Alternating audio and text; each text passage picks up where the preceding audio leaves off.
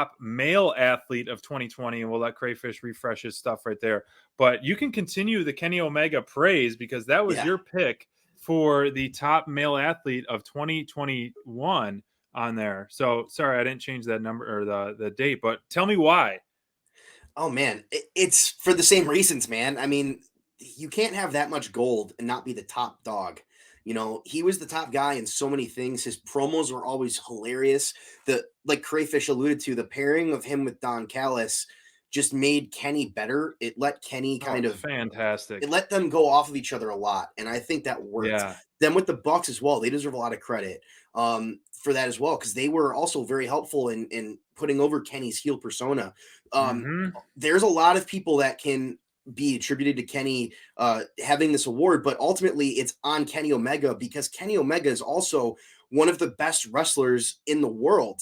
Best bout machine for a reason, right? Yeah, he's the best bout machine. There's a reason he had 3 world titles this year and from different companies. It's not because he can't go. It's because he's awesome and everybody wants to book him.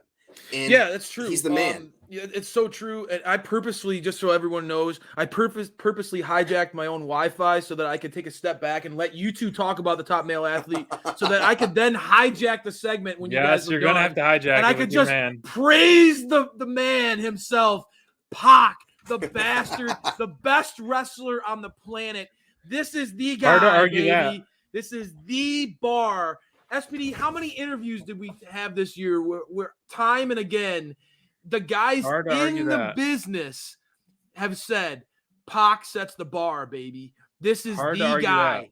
This is the guy. And I know 2021 was a tough year for Pac.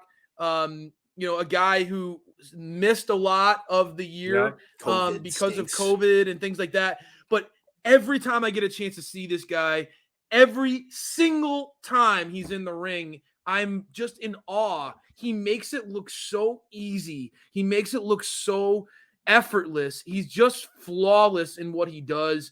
And again, I struggled with this because I know that on merit alone, on accolades and SPD, Bonds laid out an amazing argument for the world champion Kenny Omega, and I know Phoenix also has a lot that he could talk about: winning the AEW Tag Team Championships, being some of this stuff early on in 2021 with Lance Archer, and some of that stuff gets forgotten about.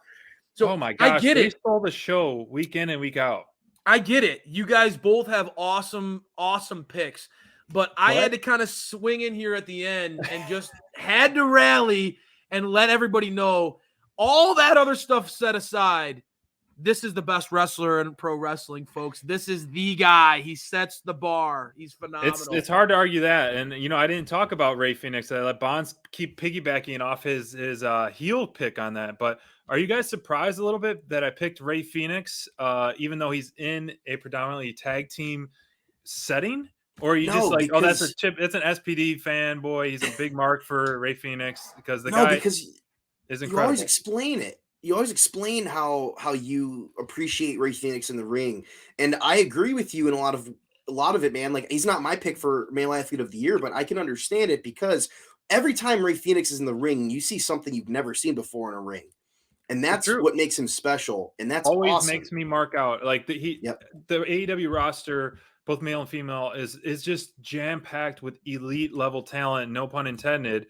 But it's just, everyone has their own unique taste on something. They have a little taste, but Ray Phoenix to me is one of the most innovative wrestlers, period. And for someone in a tag team to always stand out when your brother is Penta, man, who's a character on himself that stands out larger than life. And for Ray still to be someone that you constantly talk about because of the stuff that he does, man, I think he won my top performer of the night more than anyone this year, because the stuff that he did was just always incredible. I mean, I think that there's a lot of legitimate picks that we all could have talked about.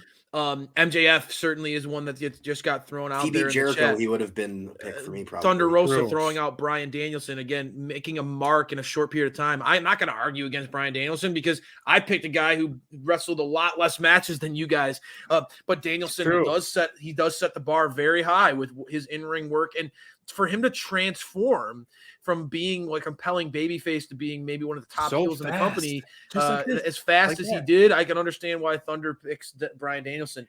No argument. He had 2 of the best matches of the year. He's up there. Eyes. Kenny and Hangman, both incredible matchups for him. Yeah.